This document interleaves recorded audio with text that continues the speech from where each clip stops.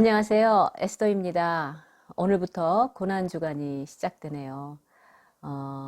금년의 고난주간은요, 코로나나 또 그로 인한 여파 등등으로 인해서 이 고난주간이 좀 더 각별해지는 것 같습니다. 오늘은 이 고난주간을 맞이해서요, 레위기에서 가장 어려운 본문으로 알려진 16장 대속죄일에 대한 것을 묵상해 보려고 합니다.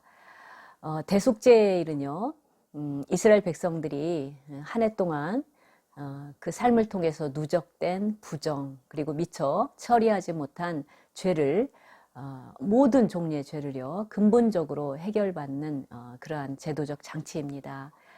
대속죄일에서 가장 중심적인 제사는 속죄제입니다.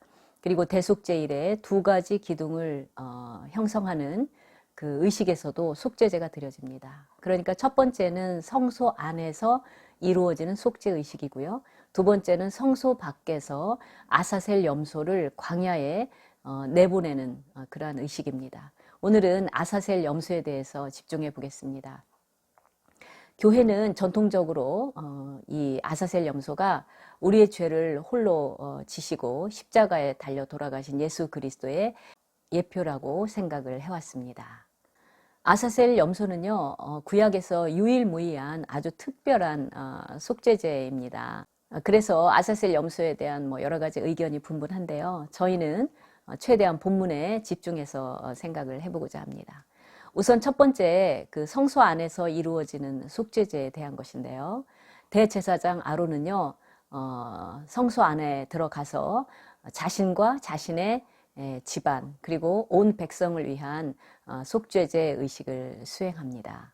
이것은 성소 안에서 아론 홀로 수행하는 의식이기 때문에 성소 밖에 있는 사람은 아무도 볼 수가 없는 것이었죠. 다만 대속죄일은 이제 모든 백성들 앞에서 이루어지는 의식인데요. 성막 가까이에 있는 사람만 대제사장의 의복에 달려있는 딸랑딸랑하는 소리를 들었겠지요. 이 방울은 대제사장이 하나님 앞에서 죽지 않고 살아있다는 표시입니다. 바로 이 대속죄일의 역사적 배경이 나답과 아비후가 규정되지 않은 다른 불을 들이다가 그 자리에서 죽은 그런 사건이 아닙니까? 예수님의 그 십자가 희생을 통해서 성전 휘장이 찢어진 이래로 여러분과 저는 죄를 짓는다고 그 자리에서 죽임을 당하거나 그러지는 않습니다만 구약 특히 제사장들에게는 그러한 위험이 늘 도사리고 있었죠. 여러 다양한 해석이 있을 수는 있지만요. 먼저 성소 안에서 이루어지는 속죄의식의 그 결과는 두 가지로 생각이 됩니다. 첫 번째는 한 해 동안 그 누적된 부정과 처리되지 못한 죄로 말미암아 오염된 성소를 정화하는 것입니다. 성소 정화는 하나님의 임재와 직결되는 것이기 때문에 사실 굉장히 중요한 주제인데요. 속죄제의 또 하나의 중요한 기능이 성소를 정화하는 것입니다. 이건 언젠가 한번 여러분들하고 다뤄봐야 될 주제라고 생각이 됩니다. 두 번째는 그 성소 안에서의 의식의 결과 아론과 그의 집안과 온 회중이 죄사함, 즉 속죄를 받는 것으로 보입니다. 본문은 훨씬 더 많은 페이지를 사람의 속죄에 맞추고 있기 때문에 첫 번째 성소 안에서의 속죄 의식을 통해서는 그 성소 정화와 그리고 이스라엘 온 백성의 속죄가 이루어진다라고 보는 것입니다. 이제 밖으로 나온 아론은 아사셀 염소를 광야로 보내는 의식을 행하게 됩니다. 아론이 성소 안에서 의식을 집행을 할 때는 아무도 볼 수가 없지 않았습니까? 그런데 아사셀 염소 의식은 모든 사람들이 보는 앞에서 공개적으로 이루어지는 의식입니다. 따라서 대속죄일의 클라이막스라고 할 수가 있습니다. 이 아사셀의 뜻이 무엇인가에 대해서는 여러 주장들이 많습니다. 왜냐하면 레위기 16장에서만 유일하게 이 용어가 나타나기 때문이죠.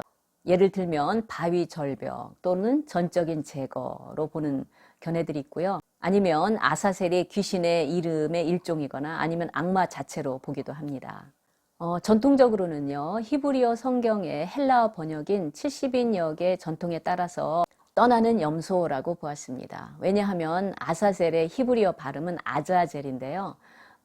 염소라는 뜻을 가진 에즈와 떠나다라는 뜻을 가진 아잘의 그 두 단어가 복합된 형태로 보기 때문이죠. 이런 관점에서 보면 염소가 백성들의 죄를 지고 떠난다라는 의미가 됩니다. 그리고 이러한 것이 영어역에서 반영이 돼서 아사셀을 영어로는 scapegoat라고 부르게 된 것이죠. 뭐 아사셀이 어떤 의미이든지 간에 더 중요한 것은요, 이 가엾은 염소가 백성들의 온갖 죄를 다 지고 돌아올 수 없는 곳으로 간다는 데 있습니다. 아론은 이 아사셀 염소 의식을 진행하면서요, 먼저 백성들의 온갖 죄를 고백합니다. 그리고 안수를 통해서 그 죄를 염소의 머리에 전가시키게 되는 거죠. 그런데 여기에서 아론이 아사셀 염소에게 전가시킨 죄의 성격을 살펴볼 필요가 있습니다. 한글 성경에는 모든 불의와 그 범한 모든 죄라고 했는데, 이것을 원어에서 직역을 하면요, 온갖 악행, 온갖 반역행위, 온갖 죄가 됩니다. 한글이나 영어에서는 뭐 단순하게 죄 또는 sin 또는 sins 이렇게 단순하게 표현을 하지 않습니까? 그런데 히브리어의 그 제2문맥에서는요, 죄라는 그 개념이 다양한 어휘를 통해서 나타납니다. 먼저 비의도적인 죄로 나타난 하타트라는 용어가 있습니다. 이 하타트는 제2문맥에서 비의도적인 죄의 개념으로 나타납니다. 그 다음에는 비의도적이기도 하고 또 의도적이기도 한 죄를 다 아우르는 아온이라는 용어가 있습니다. 마지막으로 의도적인 죄를 나타내는 페샤, 이렇게 세 가지 용어가 나타납니다. 사실은 뭐 결코 용서받을 수 없는 죄라는 용어도 있는데, 이 용어는 16장에서는 나타나지 않습니다. 16장 21절에는 이 세 가지 용어가 나타나면서도요, 이 죄를 다 종합해서 우리 한글에서 불의라고 그 번역된 그 아온으로 종합적으로 표현이 됩니다. 또한 이 세 가지 종류의 죄를 언급할 때요, 모든이 세 번이나 강조가 돼서 나타납니다. 여하튼 16장 21절에서는 이처럼 여러 가지 죄가 언급이 되지만요, 결국 비의도적인 죄, 의도적인 죄를 다 아우르는 아온이 말하자면 불의라는 대표적인 성격의 죄로 표현이 되는 것입니다. 그러니까 아론이 안수를 통해서 아사셀 염소에게 전가한 죄는요, 인간이 저지를 수 있는 온갖 죄를 말한다고 볼 수가 있습니다.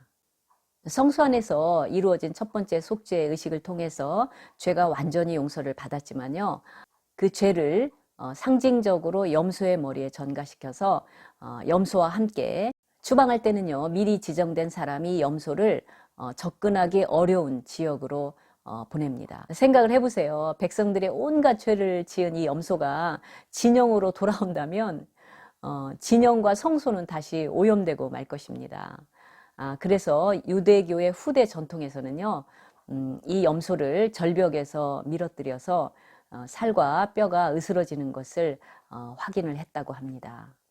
대속죄일 의식을 지켜보던 이스라엘 백성들은요, 염소가 자신의 죄를 지고 돌아올 수 없는 곳으로 가버리는 것을 보면서 자신들의 죄가 완전히 용서되고 또 죄의 영향력에서 완전히 해방되었다는 확신을 가지게 되었을 것입니다.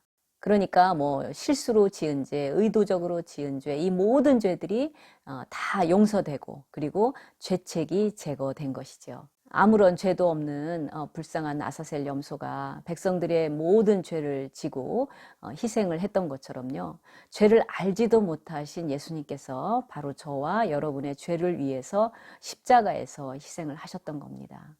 성경 외의 그 자료에 의하면요, 예수님께서 십자가에 못 박히실 때쯤에는요, 사람의 형체를 알아볼 수 없었다고 합니다. 왜냐하면 밤새 받은 그 채찍과 고문이 너무나 심했기 때문이죠.